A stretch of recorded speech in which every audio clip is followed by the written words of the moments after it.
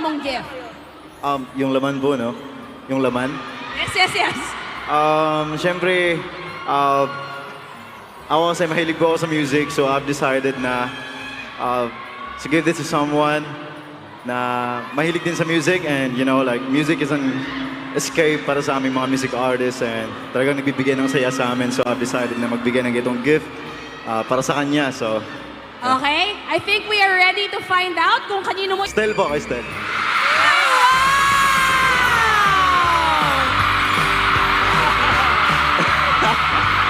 Ano masasabi mo, Steph? Ano masasabi mo?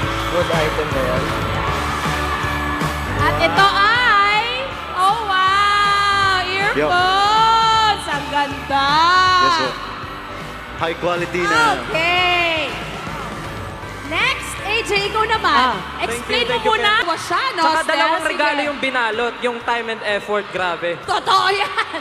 So yung laman po nito, this is something na talagang kinakagiliwan ko ngayon, which is mag-unbox ng mga to. Alam ko na! Okay, Alam sige. niyo na to, ano ba yung ina-unbox Gets na ko, di ba? natin yan. Mahilig ako mag-unbox. And I think yung nabunot ko, this is something na gusto niya ring matry, mag-unbox ng ganito. So, sana kahit hindi siya excited or hindi siya into this gift, sana ma-appreciate niya. Sure! So, ang nabunot ko po ay si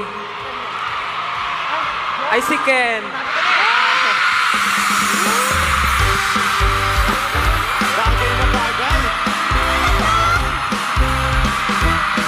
I think parang deserve natin makita kung ano yung laman, di ba? Sige, go! Sana ka naman matuwa ka sa pag-unbox nito. Okay!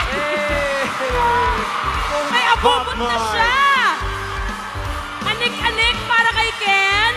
Yeah. Sakto. Andito ba yung ano? Anong pangalan? Kubo? Wala. Wala? Okay na yan, ikaw naman na yung kubo mismo eh. Namimili! Ayun, meron pa isa. May isa pa. Hindi ko ma-imagine si Ken. Pero si Ken, Mga maliliit push. na ano? Oh, marami. Mga maliliit na... Iba-iba. Mga maliliit naman. Mga maliliit. That's so Super cute. Thank you so cute. much. Welcome.